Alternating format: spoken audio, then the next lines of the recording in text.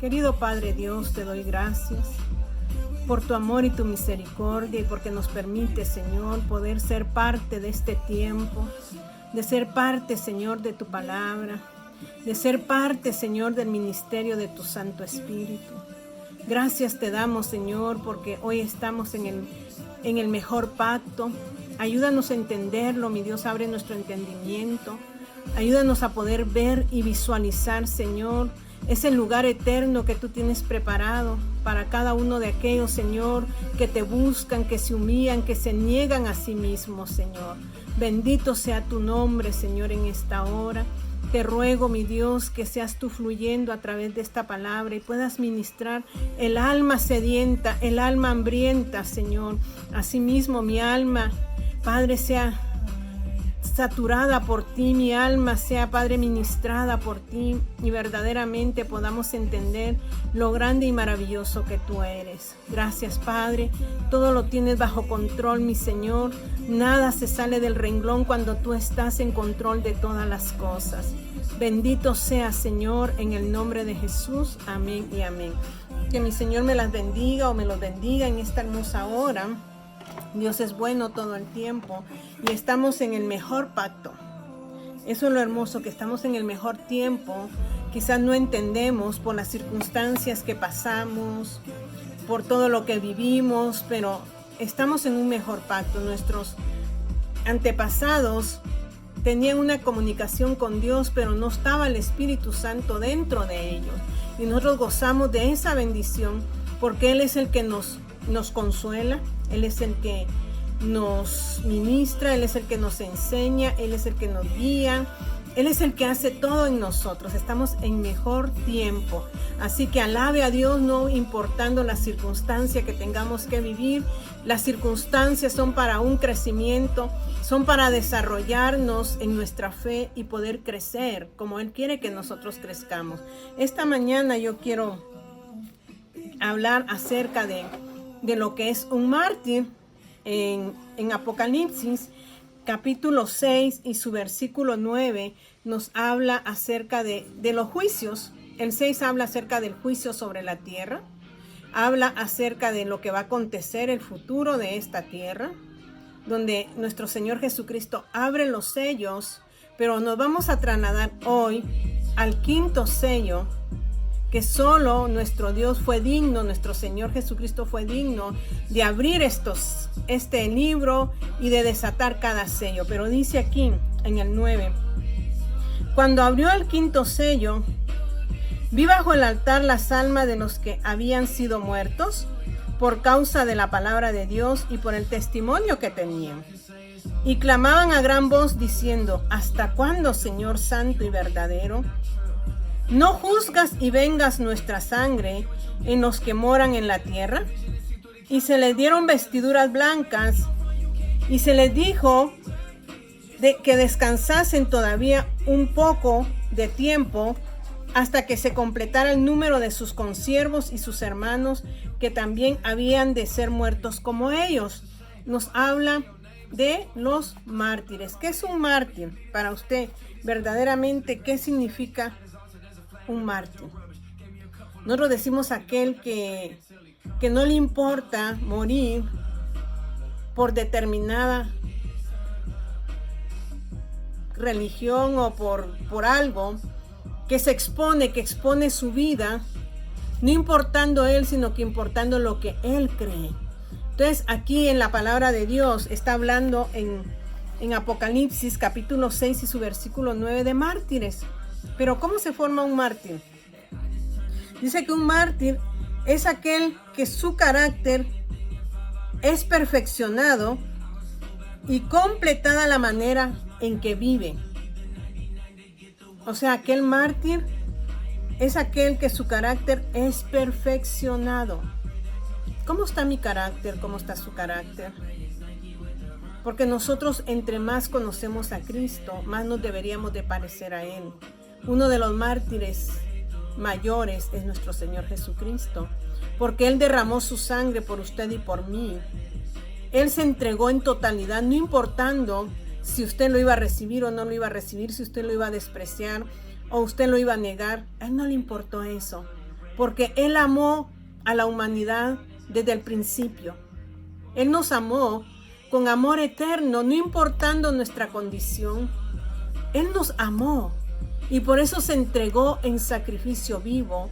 Él fue flagelado, Él fue vituperado, Él pasó por el peor momento. Él es nuestro mayor mártir. El carácter de Dios, de nuestro Señor Jesucristo, fue un carácter de amor, un carácter de devoción. Y no cualquier amor, sino que un amor ágape, un amor sacrificial, que lo da todo a cambio de ¿qué? De nada. Todo lo que nosotros pasamos en esta vida no es culpa de nuestro Dios, sino que es culpa de nosotros mismos, que hemos alterado el sistema por nuestra mala manera de vivir. Porque dice la palabra de Dios que traemos una vana manera de vivir, que heredamos ¿de quién? De nuestros padres. Pero mi Dios es bueno, mi Dios es grande, mi Dios es maravilloso, y expuso su vida por usted y por mí. Entonces, para que yo sea una mártir o usted sea un mártir, lo primero que tengo que perfeccionar es mi carácter, basado en el carácter de Dios. Luego dice, y completado la manera que nosotros podemos vivir. ¿Cómo vivimos? Y este mártir se niega a sí mismo, aprende a vivir para Dios. Uno de los mártires, todos fueron mártires. Isaías dice que fue aserrado. Aserrado fue que le quitaron la cabeza, fue partido a la mitad. Pero eso no le hizo a él negar a Cristo. Jeremías fue vituperado, fue escarnecido. A él lo lanzaron, en su mismo pueblo lo lanzó en un pozo porque no aceptaba la profecía que Jeremías daba. Lo pusieron en una jaula, lo encarcelaron. Pero el amor, como decía Jeremías, que había algo dentro de su ser, el cual él no podía dejar de alabar el nombre de Dios. O sea que venían momentos a su vida que él quería rechazar todo, pero había algo dentro de él. Y ese es el amor ágape, ese es el amor sacrificial, que lo exponía a él a ser como él fue. El rey Nabucodonosor, un rey pagano, entendió, Dios le dio el entendimiento de quién era Jeremías. Su pueblo no. Su pueblo no le importó. El pueblo quería recibir una palabra de acorde a sus oídos, pero Dios solo le decía que se arrepintieran de sus malos caminos, porque si no iba a venir juicio sobre ellos. Pero ellos no querían escuchar eso. Ellos ponían sus oídos sordos, querían escuchar una buena palabra, porque querían seguir haciendo las mismas cosas de su vida, no querían cambiar. Y dice que Nabucodonosor sí entendió que era un profeta de Dios. Y cuando fue sitiada la ciudad de Judá y llevado cautivo lo mejor de Judá y dejado a los más pobres, el rey Nabucodonosor dijo: no toquen a Jeremías. Y dice que le dijo, y pregúntenle si él quiere venir al palacio o quiere quedarse en su pueblo. Y Jeremías decidió quedarse con su pueblo porque había amor. Jeremías se le llama el profeta llorón, no porque fuera llorón por querer llorar, sino porque amaba a su pueblo, amaba la palabra de Dios. Y él se expuso a tal extremo que no le importó la humillación, no le importó lo que hacían con él, que él decidió quedarse con su pueblo y no ir a Babilonia, al palacio. Y dice que el pueblo se unió a Egipto, el pueblo de Judá, los que quedaron ahí, y Jeremías fue con ellos, y al final dice que lo mataron, su mismo pueblo mató a Jeremías. Ese es un mártir. Esa es una persona que ha dado todo sin recibir nada. Entonces aquí Apocalipsis nos dice que estas almas, dice, cuando abrió el quinto sello, vi bajo el altar las almas de los que habían sido muertos por causa de la palabra y por el testimonio que tenían. ¿Dónde estaban estas almas? Bajo el altar. Esto es hermoso porque la palabra de Dios nos habla de un tabernáculo. ¿Quiénes eran estos mártires que habla aquí? ¿Sería Esteban? ¿Sería Pablo? ¿Sería Pedro? ¿Quiénes son? ¿Realmente quiénes son? Porque Esteban dice, lleno del Espíritu, a él lo apedrearon por causa de la palabra de Dios. Pero él dice que estaba lleno del Espíritu Santo, que no estaba viendo su condición humana, sino que él veía la gloria de Dios. Él logró ver la gloria de Dios porque vio a Dios sentado en su trono. Y cuando lo apedreaban, él decía, no veas, no tomes en cuenta lo que ellos hoy hacen. O sea que se negó a sí mismo. Esos son mártires. Pero ¿será que Esteban cuenta con los que están aquí? ¿Será que Pablo cuenta con los que están aquí? Los que están bajo el altar, que piden venganza, que piden de que cuando Dios los va a vengar de su sangre. Vamos allí a Lucas capítulo 11, donde nos habla realmente de algo que Dios nos muestra. Y dice ahí en Lucas capítulo 11 y su versículo 49, dice, por eso la sabiduría de Dios también dijo, les enviaré profetas y apóstoles, y de ellos a unos matarán y a otros perseguirán, para que se demande de esta generación la sangre de todos los profetas que se ha derramado desde la fundación del mundo, desde la sangre de Abel hasta la sangre de Zacarías, que murió entre el altar y el templo. Si os digo que será demandada de esta generación. ¿Qué sangre está hablando entonces Apocalipsis? ¿De qué mártires? Mi manera de verlo, mi punto de vista, pienso que son ellos, porque dice desde Abel. Dice que la sangre de Abel aún habla, pero también dice en Hebreos que la sangre de Cristo habla aún más que la de Abel. La sangre derramada de nuestro Señor Jesucristo. Pero la sangre de Jesucristo fue derramada por usted y por mí. Nosotros vivimos en un mejor pacto, porque nuestros antepasados, aún nuestro Señor Jesucristo no había entregado su vida por ellos. Mas nosotros tenemos esa redención, que Cristo derramó su sangre para pagar el precio de nuestros pecados, para justificarnos ante Dios Padre. O sea que nosotros fuimos comprados a precio de sangre. Somos redimidos por la sangre del Cordero. Esa sangre que nos limpia, que nos purifica. Esa es la redención que nosotros como iglesia vivimos en este tiempo. Y dice la palabra de Dios que Esteban durmió. ¿Qué es dormir? Yo no podría decirlo a mi manera, a mi punto de vista. Es cuando yo descanso, porque dice la palabra de Dios que Jesucristo vendrá un día no a juzgar en ese momento, sino que va a venir a levantar a su iglesia antes de que venga el juicio sobre la tierra. La iglesia son aquellos que hemos creído y hemos aceptado a Cristo como nuestro Señor y Salvador, y hemos entregado o debemos de entregar nuestra vida por completo a Él. Esteban, ¿qué dice? Durmió. Los apóstoles son parte de la iglesia.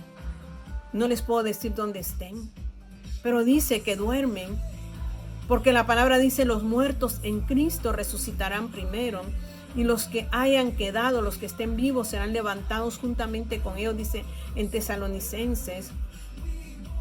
y serán transformados en un abrir y cerrar de ojo. O sea que la iglesia ya fue comprada a precio de sangre. Y cuando Cristo venga, no a la tierra, sino a levantar a su iglesia, se completará la redención de nuestras vidas cuando seamos transfigurados y llevados a las moradas eternas. Entonces, ¿será que nosotros somos parte de esos mártires? A mi manera de pensar, yo pienso que la iglesia está en un lado aparte, pero los profetas del Antiguo Testamento nos están diciendo, Lucas, que sí, que se demandará la sangre de ellos, desde Abel hasta Zacarías. O sea que Zacarías, ya les dije, Isaías fue que aserrado y partido en dos. Jeremías fue vituperado, Ezequiel. Todos ellos pasaron por una fuerte muerte. Entonces nos está diciendo que la sangre que se va a demandar es desde ¿qué? Desde Abel hasta Zacarías, que fue muerto, ¿dónde dice? Entre el altar y el templo. ¿Dónde estaba Zacarías entonces?